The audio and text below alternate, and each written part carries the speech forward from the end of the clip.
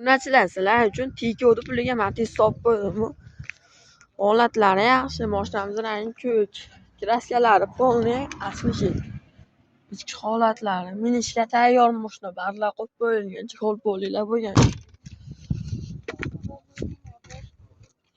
Balonlar yangi holatda turibdi, motor holatlari. Xullas, menasiz hech qanaqa rasxod qilmaysiz. Tiko'ni puliga.